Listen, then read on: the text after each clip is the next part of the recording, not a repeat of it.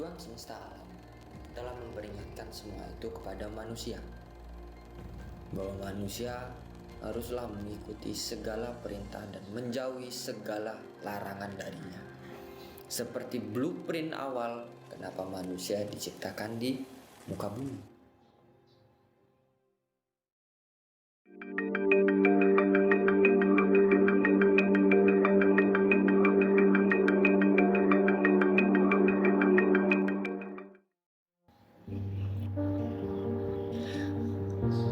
Dalam kitab-kitab Tuhan semesta alam telah dijelaskan tujuan mereka diciptakan. Mereka di sini artinya para manusia. Mulai dari Alkitab Kejadian 1 pasal 26. Jelaskan, berfirmanlah Allah, baiklah kita menjadikan manusia menurut gambar dan rupa kita, supaya mereka berkuasa atas ikan-ikan di laut dan burung-burung di udara dan atas ternak dan atas bumi dan atas segala binatang melata yang merayap di bumi. Matius 5 pasal 48. Karena itu haruslah kamu sempurna seperti Bapakmu yang di sorga adalah sempurna. Dan di Al-Quran pun di surat Ar-Rum ayat 30 dikatakan, maka hadapkanlah wajahmu dengan lurus kepada din Allah. Tetaplah atas fitrah Allah yang telah menciptakan manusia menurut fitrah itu. Tidak ada perubahan pada fitrah Allah. Itulah din yang lurus, tetapi kebanyakan manusia tidak mengetahui. Lalu apa itu fitrah? Manusia diciptakan oleh Allah berdasarkan pada fitrah Allah, yakni din Allah. Dari segi bahasa, kata fitrah terambil dari akar kata al-fatr yang berarti belahan. Dan dari makna ini lahir makna-makna lain seperti penciptaan dan kejadian atau asal muasal awal. Sedangkan din adalah suatu kata yang tidak lagi difahami secara benar oleh manusia karena diartikan sebagai agama yang maknanya sekedar keyakinan iman seseorang. You know, Islam has the way of life, adil way of life, and we are not following the way of Islam, the way of life of Islam. Padahal din itu berarti aturan hidup, undang-undang kehidupan, ataupun sistem kehidupan sebagaimana yang diartikan pada surat 12 ayat 76.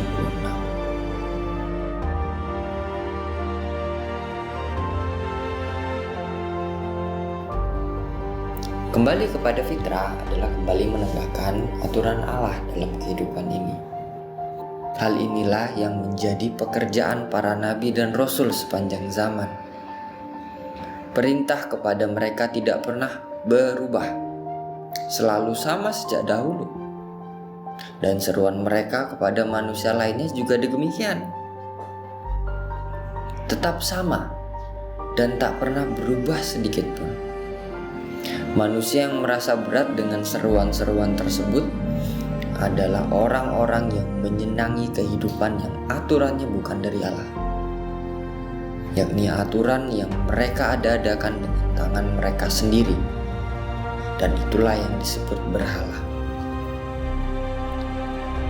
Dia telah mensyariatkan bagimu tentang din atau aturan hidup, yakni apa yang telah diwasiatkannya kepada Nuh dan apa yang telah kami wasiatkan kepadamu dan apa yang telah kami wasiatkan kepada Ibrahim, Musa, dan Isa, yaitu tegakkanlah din atau aturan hidup dan janganlah kamu berpecah belah tentangnya.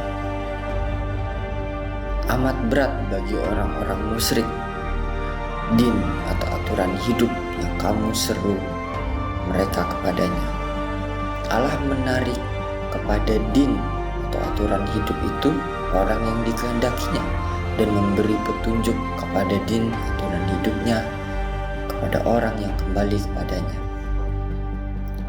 Surat 42 ayat 13. Jika kita keluar dari aturan Allah, maka kita keluar dari fitrah kehidupan.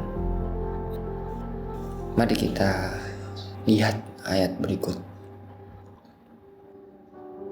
Maka apakah mereka mencari din yang lain selain dari din aturan Allah, padahal kepadanya lah berserah diri atau patuh atau aslama segala apa yang di langit dan di bumi, baik dengan suka maupun terpaksa, dan hanya kepada Allah lah mereka dikembalikan. Katakanlah, kami beriman kepada Allah dan kepada apa yang diturunkan kepada kami dan yang diturunkan kepada Ibrahim, Ismail, Ishak, Yakub dan anak-anaknya, dan apa yang diberikan kepada Musa, Isa dan para nabi dari Tuhan mereka. Kami tidak membeda-bedakan seorang pun di antara mereka, dan hanya kepadanya lah kami menyerahkan diri. Ayat ke-85-nya, barang siapa mencari aturan atau din selain kepatuhan kepada aturan Allah, din Islam, maka sekali-kali tidaklah akan diterima daripadanya, dan dia di akhirat termasuk orang-orang yang rugi. Ali Imran ayat 83-85. Lalu apa yang diwasiatkannya kepada Muhammad, Isa dan Nuh, yaitu kembali kepada jalan atau cara hidup yang benar sesuai fitrah Allah. Di Al-Quran dijelaskan di surat Al-An'am ayat 161. Katakanlah, sesungguhnya aku telah ditunjuki oleh Tuhanku kepada jalan yang lurus, yaitu din yang benar, milah Ibrahim yang lurus, dan Ibrahim itu bukanlah termasuk orang-orang yang musyrik. Di Alkitab pun dijelaskan demikian. Yohanes 8 pasal 39. Jawab mereka kepadanya, Bapak kami ialah Abraham. Kata Yesus kepada mereka, jikalau sekiranya kamu anak-anak Abraham, tentulah kamu mengerjakan pekerjaan yang dikerjakan oleh Abraham. Pertanyaan yang harus dijawab secara jujur oleh kita adalah,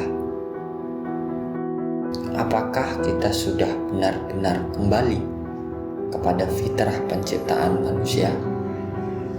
Anda punya hak untuk menjawab dan menyikapinya. Demikian konten manuskrip kehidupan yang berbicara tentang menjadi manusia fitrah. Tunggulah konten-konten menarik lainnya yang akan membahas seputar kondisi kehidupan dunia saat ini.